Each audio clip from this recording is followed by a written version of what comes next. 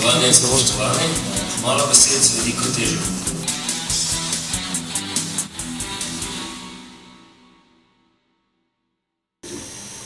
Gospod Miroslav Luci, mandat ambasadorja v Beogradu se bliža h koncu. Kakšni so vtisi? Ja, gre za eno, bom rekel, zelo temperamentno, ali bi rekel, zanimivo destinacijo, diplomatsko, torej v Beogradu. Veliko dogodkov je bilo v teh 4 letih.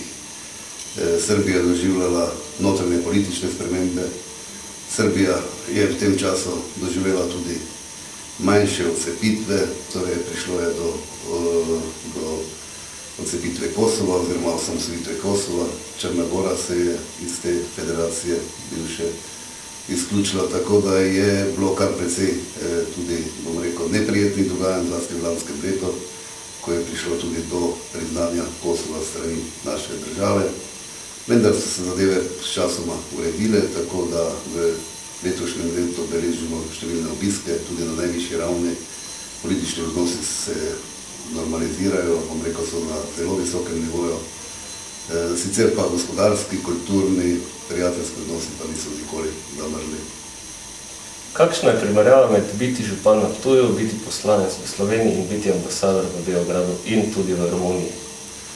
Ja, seveda vsaki posel, vsako delo je pač odvisno, koliko se sam angažiraš, koliko vidiš problemov, koliko si pripravljen reševati, koliko si pripravljen, bom rekel, dati svojega časa v to.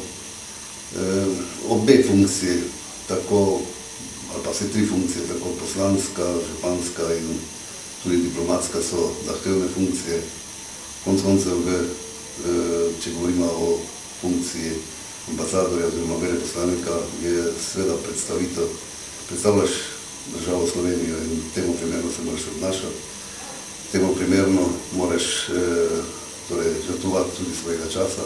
Številni kontakti, zlasti v Srbiji, kjer je 1300 slovenskih podjetij, 12 slovenskih društev, okrog 8000 Slovencev živi v Srbiji.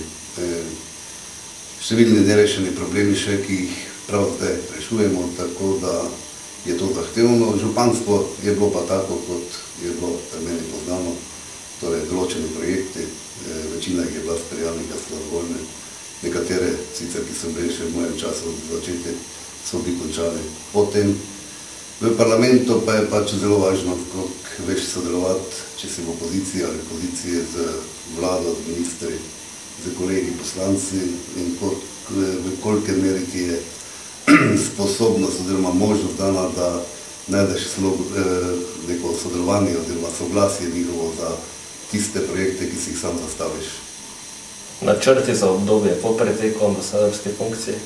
Ja, to še prezgodaj, verjetno malo miru, najprej 2-3 meseca, mesece mirovanja, malo da izpreže, da se možganski računalnik malo regenerira, da nekatere stvari utrdiš, nekatere mogoče malo manj pomembne sprazniš, potem pa bomo videli. Jaz sem pripravljal nove izzive. Ti želimo bilo sreče, najlepša hvala. Hvala lepa.